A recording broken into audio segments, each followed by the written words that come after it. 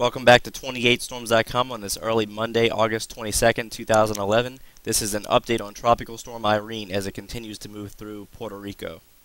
Irene made landfall shortly after 1 a.m. local time as a very strong tropical storm with maximum sustained winds of 70 miles per hour, so it came in just below Category 1 hurricane status, and the official forecast continues to take the center directly through the heart of the island. And also notice that the track has shifted ever so gradually now with the track on the northern end of the Hispaniola coastline, which would suggest that the storm will miss some of the more rugged terrain, and therefore we could be dealing with a stronger hurricane over the Bahamas and southwest Atlantic. All of the Florida peninsula is still well within the cone, although the track has once again shifted ever so gradually to the right, and based on the most recent overnight and early morning model guidance, I continue to see a heightened risk for Georgia and especially the Carolinas, but Florida is by no means out of the woods.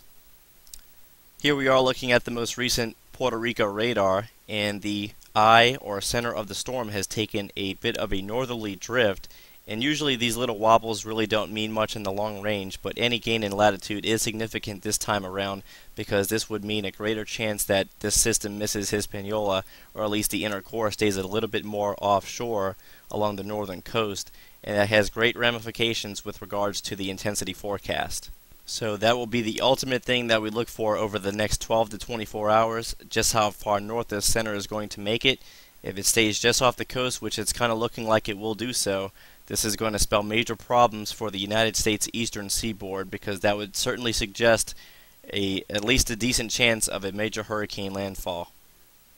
This is a mid to upper level view of the satellite imagery for much of eastern North America and the western Atlantic. We can see that there is still a pretty large and significant long wave trough over much of the east coast and western Atlantic. This trough will not quite pick up Tropical Storm Irene, but it should cause it to continue gaining just enough poleward latitude so that it'll miss much of the greater Antilles and begin to intensify much more robustly over the open waters of the southwest Atlantic. It won't be until a second trough begins to move through the eastern United States before we begin to see more of a turn toward the north, and now the latest spaghetti model plots are beginning to see this turn a little bit more, and you can see there is a fairly strong consensus toward Georgia, South Carolina, and even North Carolina. And again, the two westernmost models over the last 24 hours have been the UK Met, which is the model in blue, and also the GFDL right next to it, but these models were a bit more toward the southeast Gulf of Mexico, and even those are beginning to shift a little bit more toward the right, so we're beginning to see a little bit more agreement here. Florida is not out of the woods by far, but again, this agreement and clustering is beginning to be centered more so toward the Carolinas with time. We are now looking at the 0Z version of the GFS forecast model, and this model still implies a very significant risk, especially to the east coast of Florida. It only skims the northern half of the coast of Hispaniola, and then as we go into the future here, this is now by 96 hours, or early Friday morning, or actually this is still Thursday night, but as we go into Friday morning and throughout the course of the afternoon, we see that the storm is continuing to intensify into a significant hurricane, and then it rides up the entire eastern half of the Florida peninsula before eventually working its way into Georgia and South Carolina. It should be noted that that particular run of the GFS is indicating a bit more of a westerly track compared to some of the more prior GFS runs. However, there are two main things that leads me to believe that the track might be a little bit more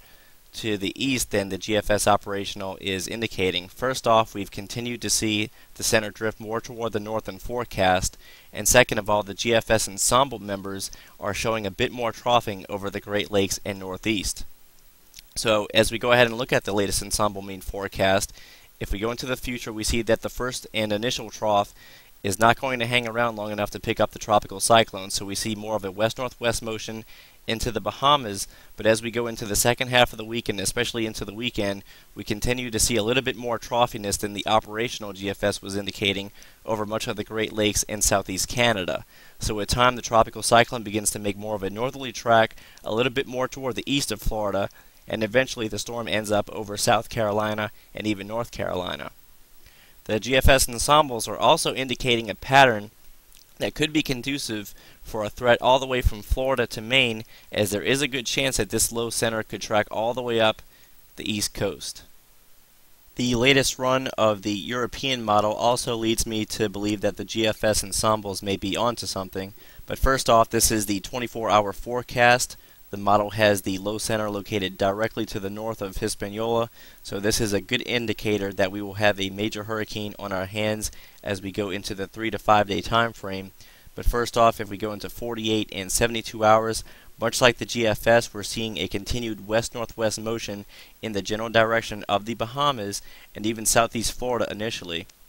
So the first trough has lifted out, but we still have a bit of a weakness here along the eastern seaboard, and we can already see if we look off toward the Great Lakes, we have another trough trying to dig its way in, and then by day 4 we see that the trough is now over the mid-Atlantic, and the hurricane is now beginning to feel that trough, and it's taking more of a turn toward the north-northwest. And as we go into day 5 or early Saturday morning, we have a major hurricane bearing down on the Carolinas.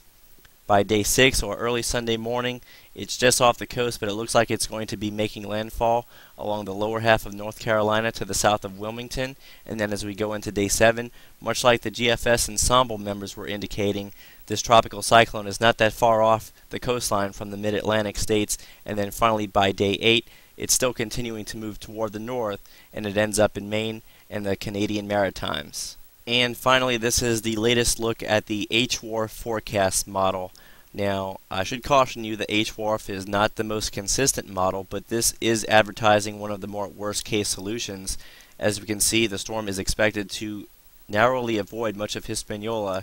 and this is showing the intensity forecast overlaid on top of the track, and this is indicating a major hurricane brushing much of eastern Florida, but staying just off the coastline until it makes its way into South Carolina. So again, Florida is by far not out of the woods, but especially if you live along coastal Georgia and the Carolinas, you need to be getting prepared now in the event that this is going to threaten you at least as a major hurricane, and I'm sure that supplies will not last for long at the local store. So go ahead and prepare now before the mad rush begins, especially toward the middle part of the week.